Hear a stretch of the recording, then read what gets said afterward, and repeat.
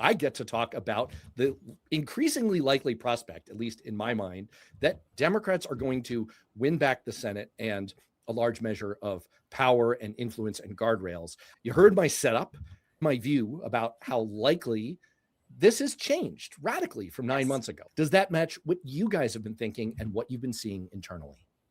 It has matched what we are thinking. And the bright spot of this map and the bright spot of this cycle is we are increasingly seeing state after state move toward Democrat. It's because we have better candidates, we have a better message. It is because Donald Trump and the Republicans are so unpopular.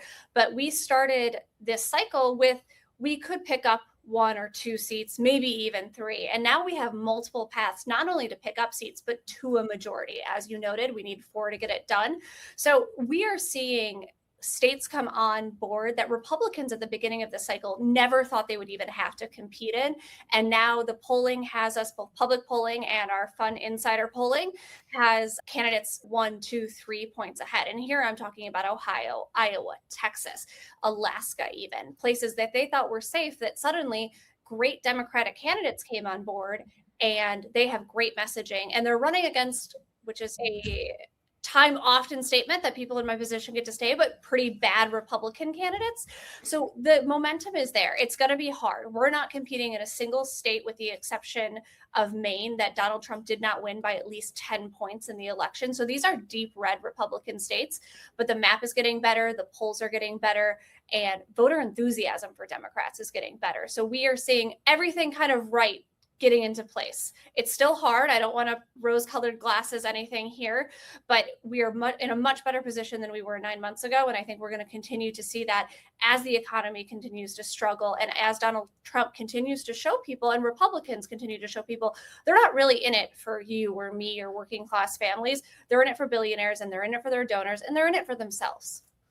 Just to read that back really quickly, what you're saying is that what I've been trying to put together based on the evidence that's publicly available, and I've been cataloging on the Political Rehab Show with our weekly look at the battleground and on my Substack week by week in recent months, is lining up with probably the higher quality internal information that you're seeing on your desk every single day. And that's extremely encouraging, although obviously we don't want to get too far out over our skis on that. And look, before we go any further, I want to address the elephant in the room. No political animal puns here. Look, I feel the same way about super PACs that I do about nuclear weapons. I think they're totally bad, except when the other side has them pointed at us. Yes. And then I don't want to unilaterally disarm. You are in the kind of sticky position of working for a super PAC, even though you're a Democrat, and Democrats are generally against all of this evil. Is the case that I just laid out sort of the way you talk about it as you're talking to Democratic donors and other figures in the party who are like, wait, why is it good that you exist? Yeah, I've never worked anywhere before that I actively don't think should be legal. And I'm with you. We at Senate Majority PAC and myself, we are for aggressive campaign finance reform. It's why we support the candidates that we're supporting, because they will put restrictions on hard money, soft money, and everything that needs to be done to make our elections fairer and more democratic. But like you said, I am not going to sit by and watch the Republicans use this unlimited money because they're really transactionalizing elections and not do it ourselves. I would love to not have super PACs exist, but I'm not going to sit idly by while they're using them so effectively to win these Senate races, because we have to win here. I'm going to use every tool in the shed. I think there are more tools in the Republican shed that every once in a while I would like Democrats to use. But until we have these laws, I'm not going to pretend that super PACs and money don't exist. So I actually love that you asked me that, because I love to tell people how I'm actually not very much a super PAC girly. I think you're teasing out something very important. Right now, in the top 10 most competitive U.S. Senate races, Democrats have a 4-1 fundraising advantage over Republicans. Democrats are lapping their Republican opponents, including their Republican incumbent opponents like Sherrod Brown, 3-1 advantage over Husted in Ohio. And so that's extremely important. Up until a few months ago, I would have said that's a much more important piece of the money picture than what you guys are doing, because of the law that requires candidates to get the lowest available ad rates.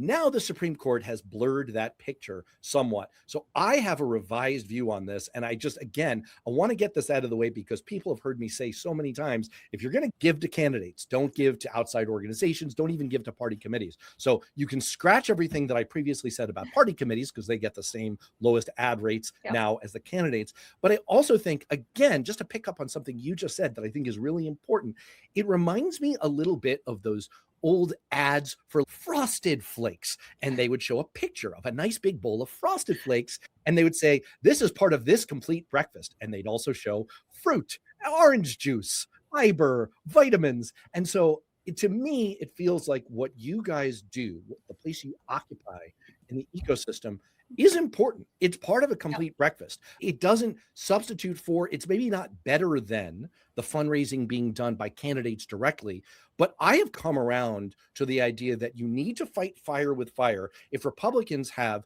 a massive advantage on the outside organization side, including MAGA Inc. sitting on $400 million that they may or may not deploy, or they may hand out to Don Jr., it is important to have our firepower on our side kind of doing the same thing. Is that, again, essentially where you're coming from? Absolutely. It's the old saying, right? Don't bring a knife to a gunfight. And I am the type of Democrat who wants to come fully armed to this fight because I believe so strongly in what our candidates believe in. And I think that's what everyone here at Senate Majority PAC really feels, is that we have to elect people who are going to care about working families, who are going to care about healthcare. So yeah, you can't just unilaterally disarm. And I know that phrase gets tossed around quite often, but it is actually very true. If they're going to have it, we need to have it. And we need to be as strategic as they are with all of the communications that we do and all of the digital advertising that we do, because it can't just be up to the candidates, especially when voters don't necessarily love when candidates get negative. So we are those attack dogs, which is a position that I'm comfortable being in. I'm here to talk about why Republicans are truly actually going to ruin the working middle class. They are going to take away your healthcare. They're going to take away your fights. And if we need to be the ones who are defining Republicans as they truly are, to allow our candidates to talk about their positives and their forward-looking visions and their agenda and who they are, that's a really good place for me to be. It's dirty work, but someone has to do it. And that is why we exist in a lot of ways, which is fun for me because then I can talk about how Susan Collins votes with Donald Trump 98% of the time and Troy Jackson. Let's repeat that point because I feel it's really salient. Yep. Did you say that Susan Collins votes with Donald Trump 98% of the time? I did, yes. Actually, more than any other president she has ever served under. She has a higher rate of voting for Donald Trump-backed legislation than any other president. She is not a moderate. She is not an independent. She is absolutely a party ideologue here, and that doesn't get talked about enough. But it does not. It's almost as if I could repeat that important point yet again, that Susan Collins votes with Donald Trump 98% of the time. She's 98% made up of MAGA. It's like she's on an all MAGA diet that is not healthy for you